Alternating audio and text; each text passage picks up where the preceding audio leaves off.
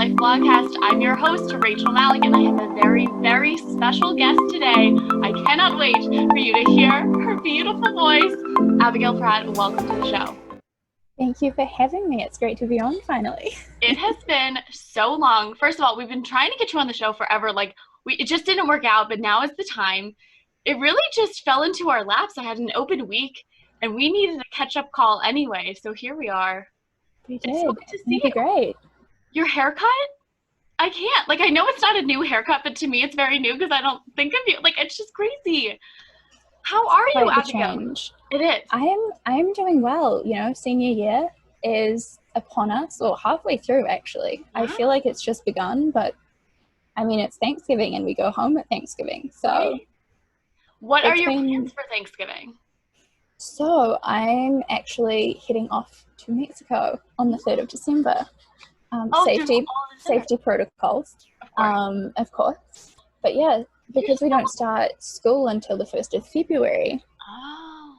Yeah, we have 2 months of no school. So I was like, I can't go back to New Zealand. I'll go to Mexico. I love your life. She's just a jet setter. Because you were in Mexico for a hot second during, in the summertime for a little bit? I was. It was meant to be 3 weeks. It turned into 5 weeks because RA training turned online. So I was like, I'll just quarantine for that and I'll come back later. Exactly. Yeah. So that leads me to my next point. Abigail and I met, as I meet most of the guests on the show, through residential life at Fordham University. We were RAs together last summer, and that's where we met. And then we were holding it down in CSC all of last year. And I'm so glad that we were put together. I think it was so meant to be. We really have developed quite the little friendship here, and you're just such a light in my life. I'm so glad to have you. Thank you. No, honestly, it was the best decision to come up to Rose Hill from Lincoln Center and just be like, I found my group of people. Yes. Okay, so let's talk about that as part of your little intro here, because right, you started off at Lincoln Center. Obviously, you're not from New York either. So give me a little rundown of how you got to the Bronx. Sounds good. Well, as you can probably tell from my accent, I am from New Zealand. I came from a very small rural town in New Zealand, so cows outside my bedroom window. So it was quite different moving to New York for college and seeing the Empire State out my window at Lincoln Center. So yeah, I went to the city first, of course, because why would you not want to be at Columbus Circle? Of course. And then I found the Ballers, and we know all about the Ballers. That's true. Wait, I'm forgetting, because I totally associate you with the Ballers because you were my bridge to the Ballers. I would have never met any of them or known any. Okay, I don't know. I don't want to be weird, but I wouldn't have known the Ballers to the extent that I do if it weren't for you. But that's why you came to Rose Hill, right? Because you got involved in athletics. Exactly. So I was up at Rose Hill almost every single day. I was on that ram van. I'm pretty sure I've been the top passenger. Wow. It would not surprise me if sophomore year I was number 1 on the list. But yeah, I was there for all the games and helping out, and then I just go up again to see them and hang out. Best of friends. Have never dated any of them, just putting that out there. Sad. It's sad to me. What a missed opportunity. But you can't mix the work and the pleasure. I get it. And then with the RA on top of it, you are their leader. Exactly. I get it. Exactly. So now I've just I've become their little, I don't know, Fordham guide to... You're their Fordham mom, let's be real. That's what it is, for sure. No, but I think they're all great guys. We're big fans of the Ballers. Everybody knows that. That's not a secret. But I'm glad that they brought us together even closer, because we definitely bonded. At those basketball games, I just had a memory come up today on my Snapchat of us at a game for because it was a double header. Remember, there was long, so good. hours in the Rose Hill. I think it was the Notre Dame. I can't. No, I think it was Notre Dame game. Yeah. Notre Dame game. Sell out. The women. Sell out there. That was huge. Imagine being in a packed gym right now. That would there's nothing I want more. I can't even imagine. I cannot envision a packed gym right now. Being around people. No. It's weird to me now. I can't even imagine it with no mask, not a mask in sight. Wow. It's weird. What a time. I don't know. Ugh, if we could only go back, but we really did have some wonderful times. But talk to me a little bit more. You mentioned obviously you worked in sports. Talk to me though about what you want to do. You want to stay in New York, right? Hopefully. And what do we want to be doing in New York? Because you are such a sporty girl. Like, is that still the plan? I think it was the plan for a while. I think maybe more in terms of like human resources. I've kind of found a little vibe there. Yeah. Or public relations. Just I like being the kind of like in between person. Exactly, liaison. Yeah. Obviously the dream would be like something intense into sport, but just with visas and everything, since I am not a citizen of this country, it's trickier in sports. So I'm thinking like maybe h.e.r, but with a few recent restrictions on the particular visa I need it to link to my major, which as we know is English. English major. So that is kind of publishing houses. And that is about it. And maybe we could do a PR spin with the English. I think that's doable. Potentially. Yeah. So we'll see. I'm reaching out. I have an amazing mentor through like the Fordham mentorship program. So I'm chatting to him and we're seeing what's possible in the city. So we'll see. Fine. Like, we're fine. Obviously the stakes are a little higher for you than they were for me. But I don't know. Whatever's meant to be will be. I know I don't mean to brush it under the rug like that because I know it's a stressful process, but you are a very hard worker and I'm sure like anyone would be lucky to have you. So fingers crossed and keep us posted, obviously. Yeah, it's an exciting time. It is.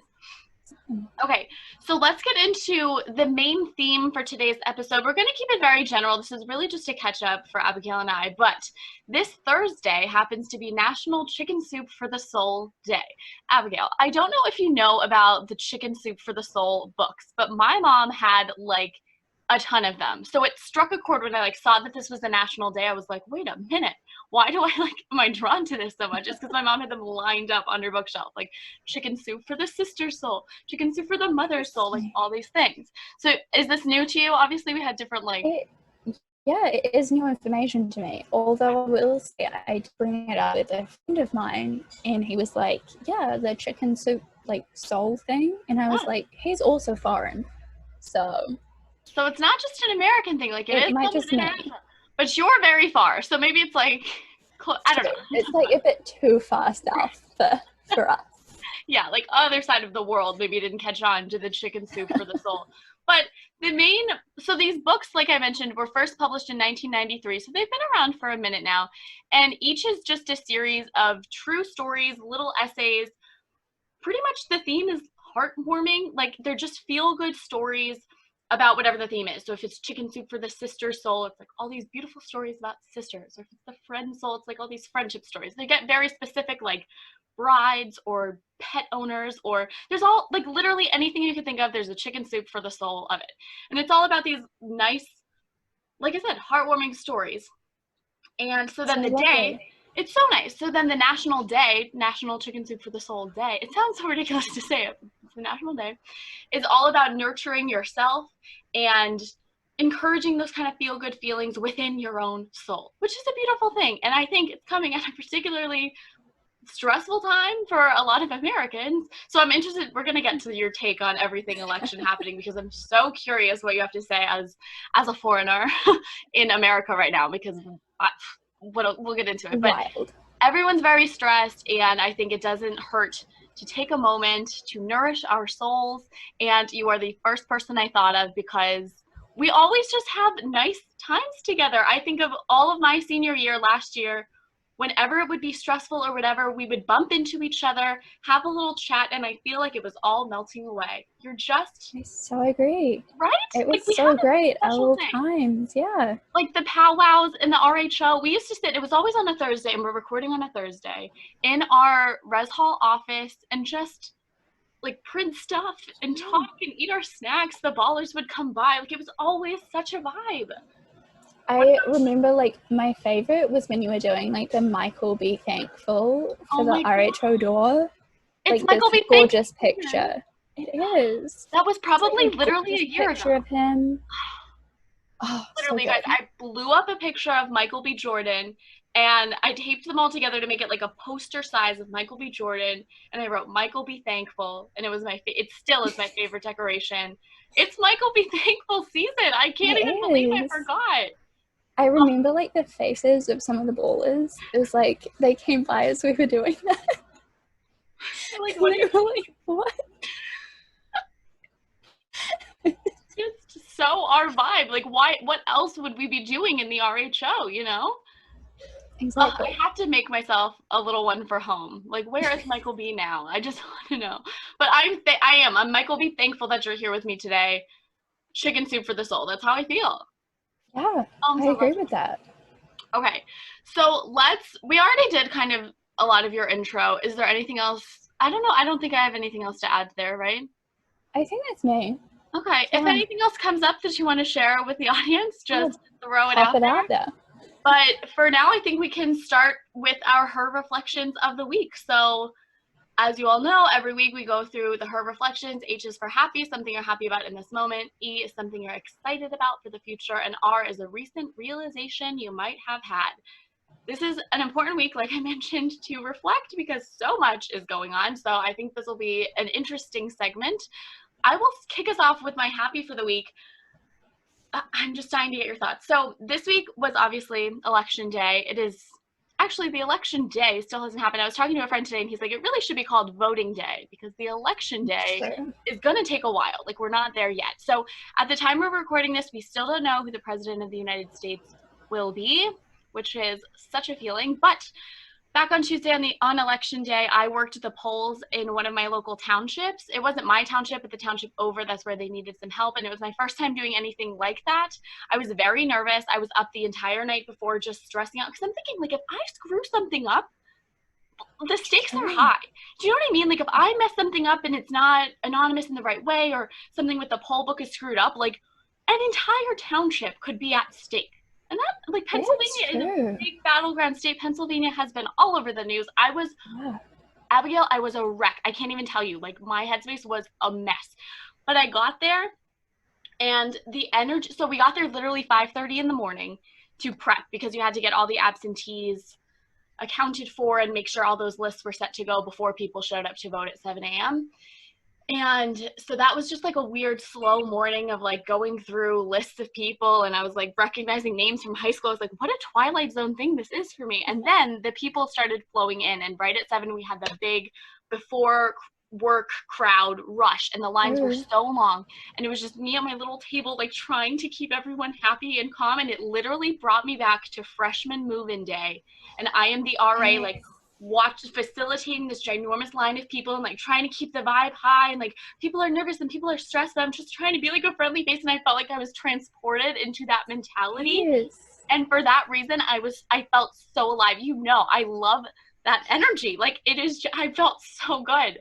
So I feel like in your prime on those days. No, seriously. Oh, good. And then add in like democracy. I love democracy. Like it was such a fun day. And then by the end of the day, it's like you're crashing and you're tired and the stress of everything is setting in, and you're like, oh my God, this determines who the president, like the weight of the day really starts to sink in. But right in that beginning rush, I was really feeling alive. I had a great team. All the election officials I was working with were phenomenal and kind and encouraging, and they weren't like mad at my energy, which I really appreciated.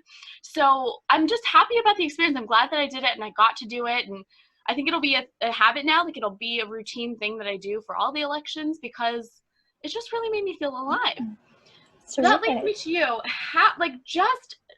What are your thoughts? What is it like to watch this all going down? I mean, the pandemic aside, you experienced that with us. You know, it's global. It's affecting your home, probably maybe not in the same ways. Not really. Not really. It was for a time, but you guys got it together. Yeah. So being stuck in a place that didn't get it together as quickly as New Zealand, what is that like? And then how did that, like, now we're in election season, what is going on? What are your thoughts? Honestly, I would say if there's like one word to just describe it, is wild. Like, here's the thing, it's so polarized, it's so divisive. And I think growing up, like, election season in New Zealand, like, sure, it was something to take notice of, but it wasn't like so divisive. It was like whoever gets in, like they'll have different policies, but it wasn't like people would be like up in arms about it. So I think like coming here, especially like having my college career bookended by like the 2016 election before I came here, like just before, and then like the election now as I'm kind of like heading out of college, I think it's really like showed kind of like how divisive it has been and how divisive it's become. Because I think a lot of people were thinking it would be like a lot more kind of like one way, and I think both sides supporting it were like, it's going to be obviously our way, you know. So I think it really shows how polarized the US is, especially in comparison to like New Zealand. We had our election, it was kind of like a landslide towards the incumbent Labour Party. I'm sure everyone knows Jacinda Ardern with her little, you know, baby in the UN and everything. So yeah, I mean, that was going to be my like happy of the week. You know, our little government down in the south of the world. We're doing okay. You're doing okay. Yeah, no, it's I don't know. It must be a cool time and cool to be able to witness it kind of as from the outside in a way, because you're in it, but you're like, not my problem. Like, we're doing fine back home. So it's wild though. I mean, like, as I was saying, I was actually saying this in my little one-on-one. So like as an RA, you have like a one-on-one with your director. And I was saying, like, I had this American dream, as many students on like F1 visas, which is like the student visa, we're like, okay, so like there's like a little visa extension to get like work experience, and then you can potentially, if a firm really wants you, like they can hire you on an H-1B visa. So like that's kind of been the path that's been in my mind for like all of college, and now I'm like, well, maybe that's not going to be my path. So like I've been looking at Canada, I've been looking at the UK, I've been looking at Australia and back home in New Zealand. And it's really not so clear to me now that like as much as I want to stay in New York, I think it just may not be a possibility. Right.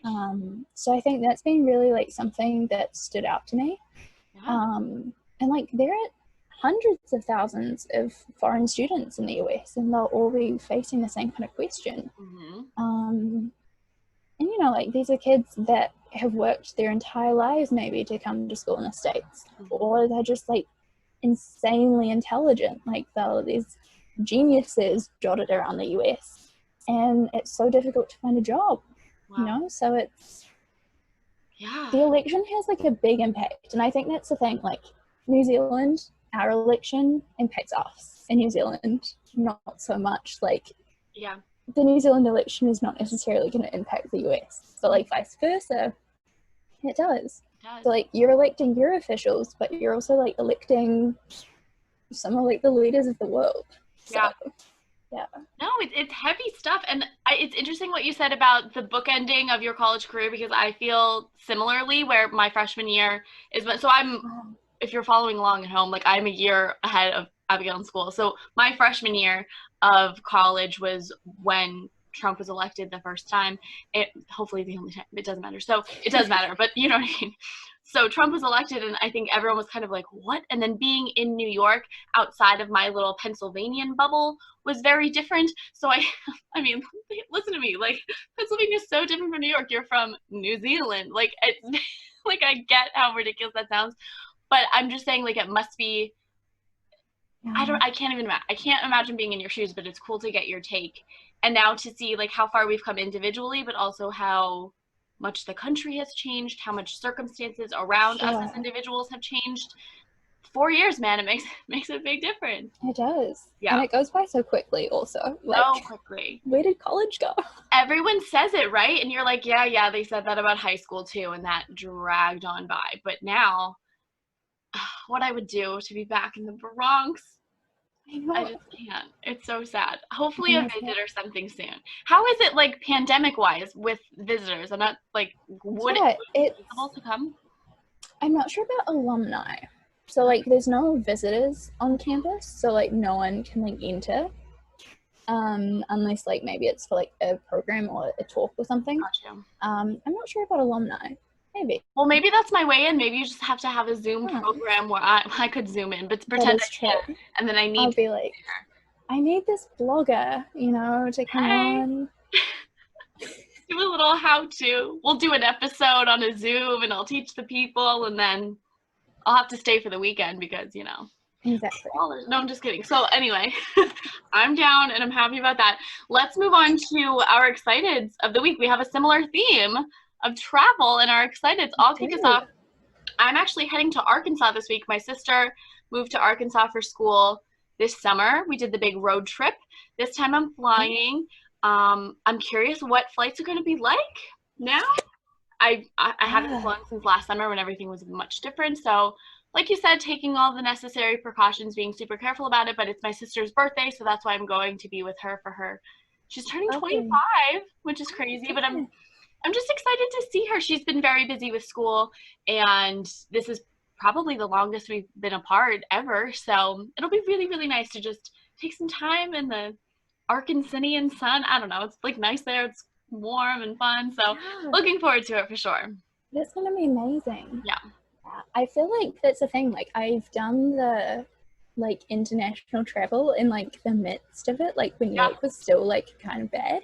And yeah, it was weird seeing the airports empty. I mean, I had a morning flight, so it was literally like the third flight out of the airport. Wow. But still, it was just like barren. There was no one there.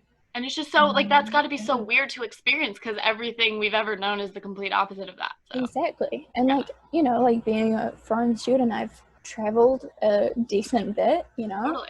And like usually its airports are jam-packed, the lines are horrendous. Yeah. Like you definitely have like the traveler vibe of like having to be in your own little bubble to keep calm with everyone around you. Yeah. But yeah, like when I traveled, it was not like that. And like I think so I was in Delta, so they had like the middle seats are empty. But, like I think I had like the row in front of me empty as well, the row behind me, so like it was very empty. I'm not sure what it will be like now since like a lot of states have like reopened a lot.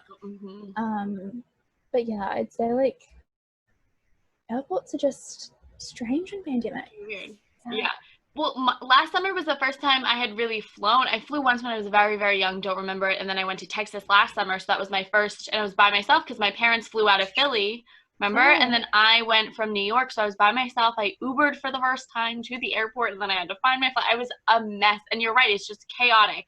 And now it'll just be, I don't know what to expect going from that experience to this one. And then turning around pretty quick. But I'm glad to not be flying during Thanksgiving because I think that would be stressful. Yes.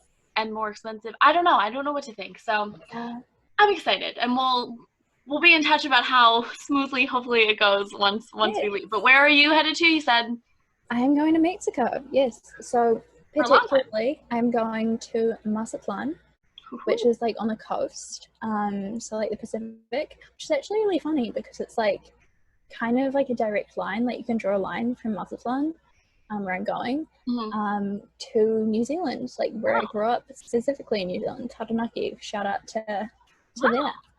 Which is quite cool. I can like wave across the ocean, the massive ocean, to New Zealand. There's something fun about that. I love that. That's so fun. Yeah. So no, that will be great. I'm gonna be there, see like family. Well, not my family. Like family. Like family, yes. Like there's 4-year-old twins, and if I can say anything is I am obsessed with children. Like I'm not gonna have a child of my own, touch wood, for like 10 years, but like I adore them and they are so cute and so lovely. And then there's a 9-year-old who is the sweetest person in the world. I love her so much. That's so fun. It's going to be like so Abigail in excited. Mexico. I know. I'm so excited. Cute. Oh, I'm excited for you. That'll be so fun. Obviously, the Instagram better be popping. I live for your travel. It will be. It will be. You're so cute. Okay, let's move on to realization. I'm kind of circling back to the election because that's all I can think about with mine, but it's more general than that. So essentially throughout the week, I didn't know, okay, a two-pronged answer here. Number one, I think for the longest time I was thinking in terms of November 3rd, and I was like, only until November 3rd, and I never ever for a second considered what happens after. Like, I didn't really think about this week. I knew that it would take a while to tabulate, and I knew we wouldn't know for a while, but I didn't think about how that would feel as just it came trickling in. Like, that's a feeling that I didn't stop to prepare myself for, I guess. Yeah. But I think it's been so lovely to see the camaraderie and everything among people who have been so passionate about the election and Joe Biden specifically and his campaign. And to see all of that, like everyone reaching out to help one another, is a really special thing. And I think that's a feeling that we can celebrate. That is the chicken soup for the soul kind of feeling that's really nice. And it's reminding me, like, hey, when someone inspires you or you feel empowered by a person's actions, tell them, you know what I mean? Like, send them a message. That's such a nice thing to get. And a couple people have done that for me this week. And I can't even tell you that feeling that it gets. It's like, hey, I see you. I know you care about this. And I'm rooting for you. And I'm glad you're doing it. Like, that's a beautiful thing. And I want more of that in the world. I'm happy to see it. So I just think, yeah, I don't know. If you have those people who you feel that way about, tell them that's something I've done this week. And it feels good for both parties, you know? It's a little heartwarming moment. And I think we can take that lesson outside of this election and just apply it to our lives, and the world would be a better place, you know? Yeah, no, I completely agree. And I feel like my realization is similar to that. Mm-hmm. I think, so like, this is the first Christmas I will not be with family. Mm-hmm. Just because like flights to New Zealand are like $10,000 right now. Like, Yeah. it is crazy. That's insane. And that's not even paying quarantine. So like, that is a no-go. So I think like, I just realized like the importance of like family, if anything, and just, it's not so much presents or like, you know, spending like money to show like love or caring or anything. It's just like being able to be in the presence of people. I think that's something that everyone's valuing a lot more. You know, it's not, let's go out to some like really fancy restaurant or anything to like prove our friendship or anything like that. It's like, let me just see you, you know, like, and like the importance of giving a hug. Yeah. Like, I cannot wait till I can see someone, like when I finally see you in person again and I can actually give you a hug. I know. Like, it's going to be such a special moment. No, 1,000%. And remember, because I also, it's like all flooding back to me, like all these little moments that we've shared is like flooding back now. But when I came to Fordham to pack up my stuff, you were there because you were there all summer. And you were the person who like let me in the building. And it was just such a nice like closure moment to the year because we had such a lovely year. Our staff was so wonderful. Our friend group was so wonderful. And just seeing you as I was packing up my stuff was such a full circle. And just to like you said, share physical space was something I didn't know how bad I needed, kind of. You know what I mean? Yeah. Oh, our time is coming. We'll be together again. Well, the world will slowly get back on its feet. I have faith in that. Yeah. No, but that's a lovely thing. And I think it's good also just surrounding yourself with the people who make you feel that way. When it can be family, that's wonderful. But when you can find people to fill that void in a way, which you have done, which I have done, like that's also equally important. And making your own family, you know what I mean? Wherever you happen to be is significant. We did that as a race, I think, really. You know what I mean? Like when you have a staff that's so tight like that, it's a special thing. It was. Like, we're going to be that staff for life, you know? Really? Like, we've got that group chat. I feel like we need a text in that group chat. Bring everyone back together. Bring it back. Like, it's been too, I think everyone's craving it. We just gotta pop in there, say hey. I love it. No, that's a good one. That was a good round. I'm happy. This is just making me feel so good. Okay, now let's transition into a quick little love update from you. Because, listen, the mantra of our lives has been love's in the air. We have been searching for love. That sounds so ridiculous. But we have been through it with each other. I think the Tinder stories, the Hinge stories, like we've been through it all. And you are flourishing. Do you want to say anything about the love in your life? Yeah. I mean, I would say it was expected, but the absolute greatest thing at the greatest time. Wow. Yeah, here's the thing, like my mom and dad met in university, in varsity, as they would say. in like the same class or something, and like my dad would be like, hey, like, let's go on a date, let's do this. And my mom was like, no, I'm studying. And then finally she was like, you can have some time on Friday. It's like they had this like meet cute at college. And like I was always like, oh, I would love that. But like they met when they were like 18, 19, something like that. And like I went through like freshman year, sophomore year, junior year, and I was like, so where is he? It's not happening.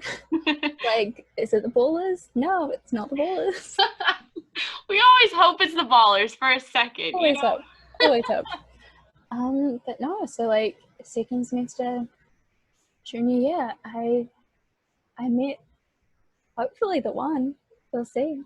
Like, wow, that's so big.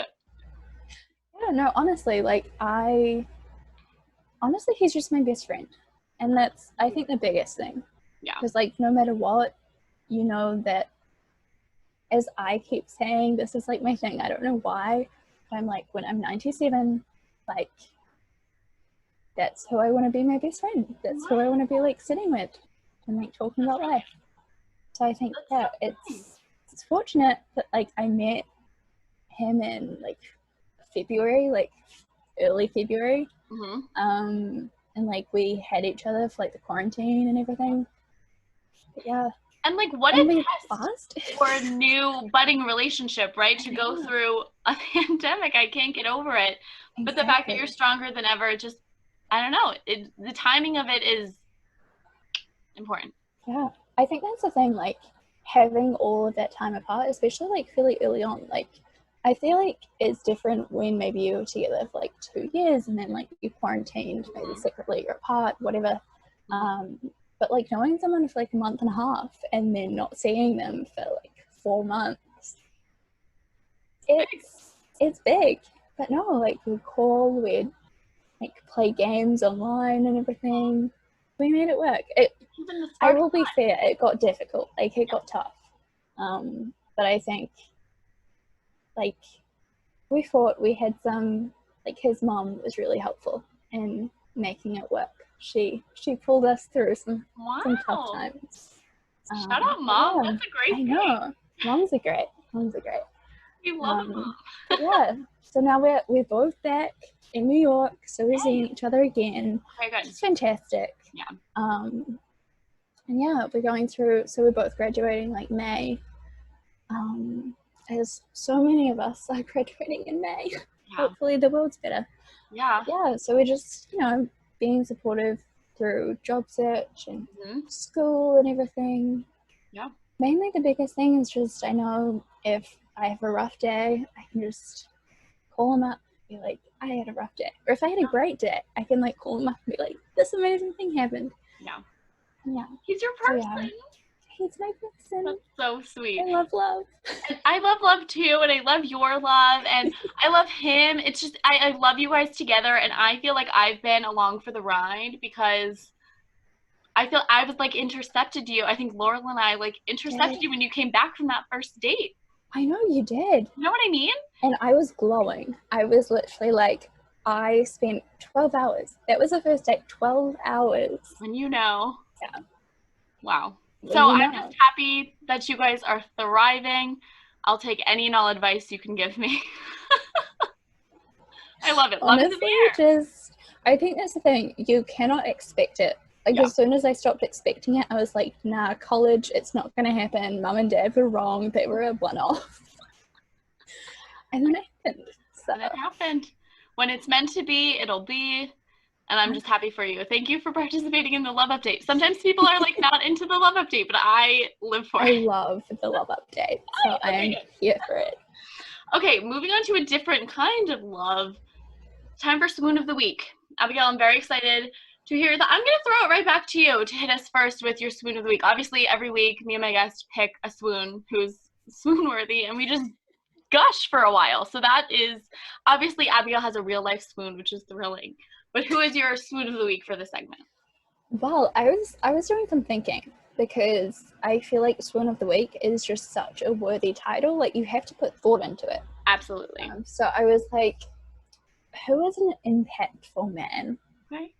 And my first thought was David Attenborough, who, like, let's just say, like, 94-year-old David Attenborough, maybe not, like, swoon, but, like, young David Attenborough, not too bad. And him next to animals, like baby animals, your heart just melts. And, like, he is just a blessing for the planet. And he's still going. Like, he has started from, like, right from the get-go, ages ago, when, like, TV was hardly a thing, and he's still going, you know? Yeah. So I think Constant. he's worth it. He's earned that title. That's good. I appreciate how seriously you take the title, because you're right. You can't just phone it in on a Swoon of the Week. There needs to be thought behind it, and you picked a thoughtful choice. And I appreciate that. You respect the show, and I respect you for it. I do. I'm going to take a page from your book here, because thinking of TV personalities, I suppose, I've been watching a lot of election coverage. Like, take a shot every time I mention the election. I'm sorry. That's the world we're in. Like, I'm sorry. There's nothing I can do about it. It's true. But I've been watching so much election coverage, so has everybody, and there are so many handsome journalists, newscasters, like specifically on ABC. I mostly watch ABC News, and there are so many. I have always been swooning for David Muir, like since the day I was born. He is so dreamy to me, and he's an older guy, you know, like he's older, and he is so handsome and just so good at his job, and I love to see him on my screen. But there are some young ones coming in hot, and I mean hot, and I am so happy to watch them report. Whit Johnson is a hot one. The bone structure on that guy, Tom Yamas is one of my favorites. He works with David a lot, so to see the two of them, it's like generational thing. It's beautiful to see. Yes. And I think this is an NBC guy, Sam Brock. Handsome. Not bad. Not bad at all. You need like cheekbones that could cut out diamonds if you're a news anchor these days. Like, that is a requirement, and I'm here for it. It's so fun to watch. No, it's true. They're some gorgeous men. Like, they really are. And women too, I'm sure. I just didn't write their names. Oh, for sure. Hot people all around on the news, and they're doing a phenomenal job. They're sleeping not at all, and they still look that good. Exactly. Like, they are keeping the nation, like, it's such a long election, and, like, they are keeping it going. Like, Absolutely. if you had someone who was just sitting there, like, not putting energy in, that's like, no one would have energy. Because, so, like, they're keeping it going. No, that's so true, because, like, to keep this length of a broadcast going and to keep me entertained, because that's the thing, you can't turn it off. Like, part of it is just your interest and you want to hear, like, the up to the moment, but up to the moment, things are no longer happening. We are at a standstill in this moment. Like, we're waiting on 4 states. They're not going to be in, well, maybe they'll be, I don't know, maybe by the time we're recording a major thing. Nevada. Who knows? But they keep it interesting. Like, I keep watching essentially the same information over and over for, like, 48 hours now, and I am so into it. Like, I love to watch. So they're doing a great job. That's a shout out. I have a secondary swoon, though, if I may. I'm breaking my own rules. Of course. Okay, my secondary swoon is John Legend. I have been swooning over John Legend recently. I'm obsessed with The Voice. It's one of my favorite reality competition shows. I think it's I just love everything about it. But John Legend is really standing out to me this season. I never really paid him much attention. I just think him and Chrissy Teigen are so fun to watch. Yes. Not that she's on the show, but just in general, like on social media. Yeah. I love their relationship. But John Legend just seems like the most wholesome guy who would be so nice to you. And what a talent, you know? Like, he really has a lot going for him. But I think it stuck out to me for this episode with you, Abigail, because I have a very specific John Legend memory that you were in. It's going to be so... If you know what I'm talking about, I'm going to be so impressed. But if you, like, I don't know, because this is a long shot. I feel like as soon as you mention the first word, I'm going to be like, yes. That's it. Okay, so this was literally my last New York City event that I did before the lockdown. It was March frickin' Madness. The Fordham Ballers were playing at Barclays, right? It was the Barclays Center? It was Barclays, yeah. The big leagues, the major leagues, okay? So we're in Brooklyn. We go to the game. We were, like, the only people there sitting courtside. I felt so... I can't even explain. You were on the court for halftime, playing games, thinking shots.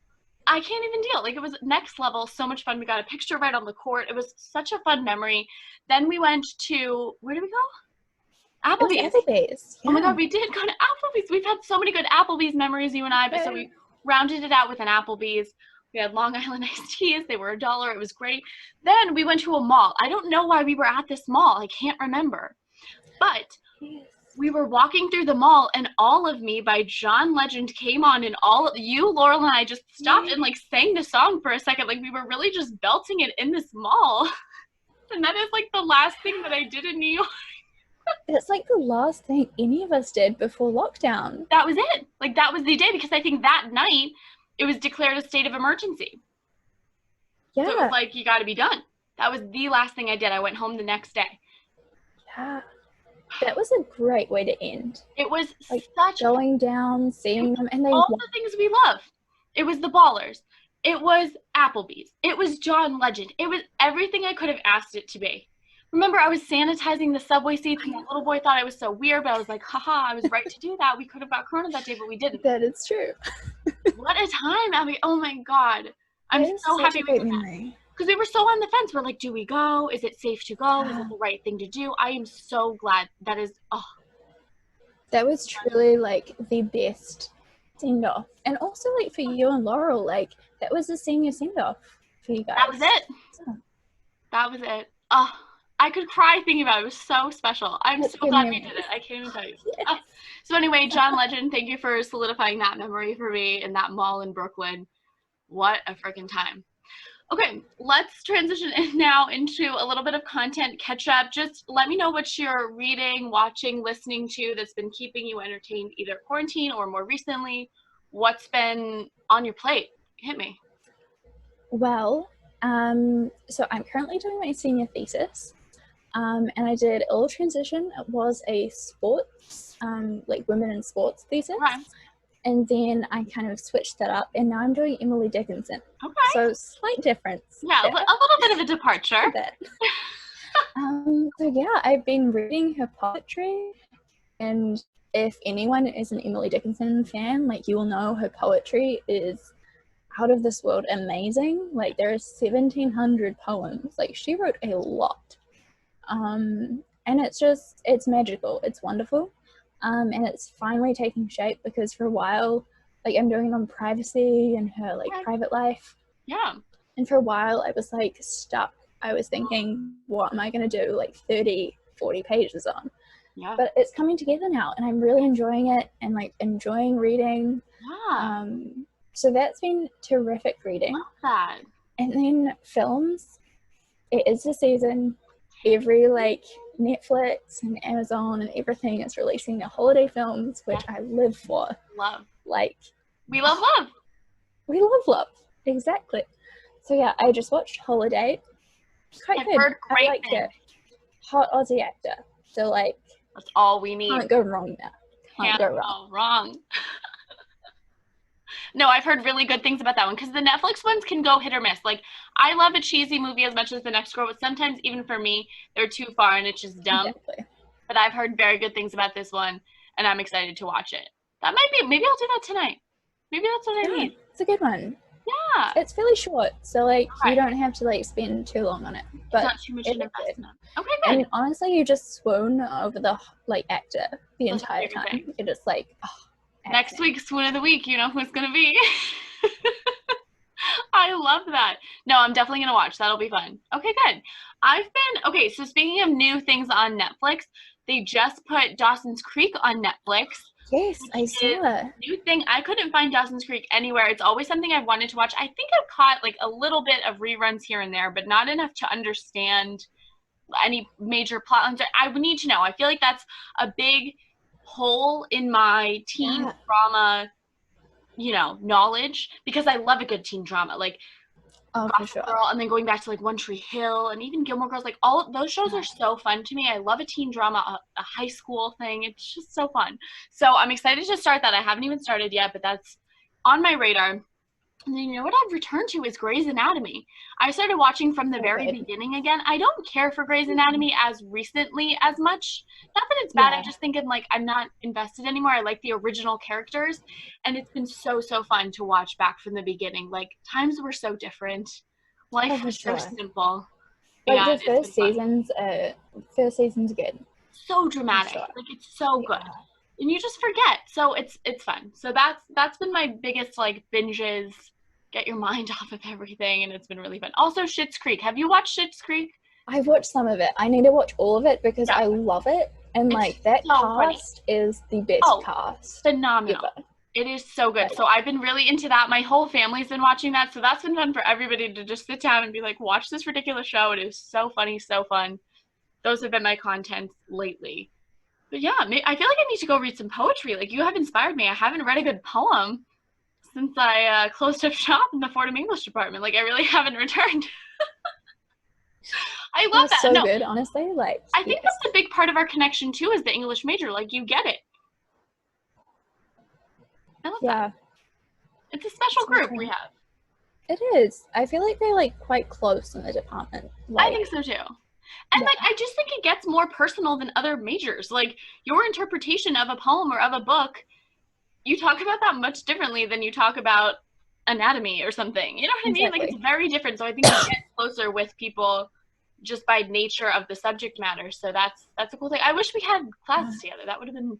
I know. We'll have to do a Although book I will say, like, I think it was Rebecca Sanchez, amazing Fordham professor. Phenomenal. You recommended me to take her class, and I've not regretted it. That was probably my favorite class, or like one of my favorite classes at Fordham. She's one of the most brilliant women I've ever heard. Like, she has so much knowledge on random things. I took 2 of her modernism classes, and she would just go off. Like, you would mention one line, and she'd be like, actually, she has so much knowledge. I am one of my top professors. Oh, Professor Sanchez, 100%. If you ever have the opportunity to take her for sure. Definitely. You brought her up. I miss her. That's so fun. I miss her too. I miss her class. Like, yeah. It's a special thing. It was. It really was. Really. All right, let's wrap up. Just returning to our chicken soup of the soul theme. We'll close out each with like one thing that serves as our chicken soup for the soul that makes us feel totally content and safe and happy and joyful even. Mine is kind of a cop-out answer, and I apologize for that, but I feel that right now, and that was the whole point of this episode, so I'm glad that it's happening. I don't know, conversations like this one, catching up with an old friend, there is no feeling quite like it, and I think it just makes me feel so happy that we're still close. Do you know what I mean? Like we were talking about with the love update, if anything was going to shake a relationship, regardless of what kind of relationship it is, it would be this. It'd be high stress and distance and, you know what I mean? Yeah. Everything kind of, the future being so up in the air. There are a lot of reasons why people would lose touch, and relationships like ours wouldn't be as strong. But here we are. It's like no time has passed. You know what I mean? And even if sometimes we do lose touch, you pick up right where you left off, and that is a very special thing. It is chicken soup for my soul. Oh, that's so good. Yes. Well, my chicken soup for my soul is similar, I would say. Kind of going back to like our little love update. Yeah. I would just say like the weather has got colder in New York, and I would have to say it's one of my favorite seasons. Like, I love autumn and I love the springtime, kind of like in between the main seasons. Yeah. But I would just say like walks in this beautiful city that is still thriving no matter what anyone says. It is still New York. Mm-hmm. And just going through the streets with the love of my life. Oh. love. But no, just walking and talking and just really experiencing all the beauty that the city has. Yeah. Whether it's my last few months here or if I've got longer here, just really enjoying it, taking it in, and being like, everything is kind of tough right now for everyone, but like if you just stop and kind of take in those smaller moments, it's just like going past and the leaves are falling off the trees and you're with the person you love. Wow. Life is good, and it warms your soul. You know? It does. So, oh, it's beautiful to hear. I'm glad we closed with that. What a good feeling. I don't know. I think, and honestly, revisiting this, just listening back to this when I need a little pick-me-up, when I need a little warm, fuzzy feeling. This is a good one to revisit, so I'm glad I have it in the books. Like, this is going to be a cool thing for us to look back on, you know? It will be. Like, So, this is kind of like a year and a bit, like, year and a half almost. yeah. Like, anniversary of knowing each other. No, and it's true. What an amazing year and a half. Totally. Because I feel like a year ago now is when we started really, like, we got very close and we were more, you know what I mean? Because I think for a while it was like, we worked together and we had fun, but like it wasn't, now we were like hanging out. For sure. You know? We were like, we knew the ballers properly. It all came together. Yes. But it's over. Oh, I love it so much. Abigail, thank you so much for coming on the show. I'm glad we got to do our little catch up. My dog is scratching on the door. I'm sorry. I'm glad we got to do our little catch up in this way because I think it's just so fun. People are going to love listening. One, because you have great things to say, and two, because of that gorgeous accent. Oh, what a fun one. Okay, let me do my little sign off thing. Of course. If you guys like what you're hearing, make sure to follow us on Spotify or subscribe wherever you listen to podcasts. Also, feel free to rate and review. If you want to see more of Abigail, that's how you let us know. You can also find us on Instagram at h.e.r.blog.life. See Abigail's haircut with the Instagram IGTV we do. For blog posts, just go to herbloglife.online. And for behind-the-scenes videos of recordings like this one, just search Rachel Malak on YouTube.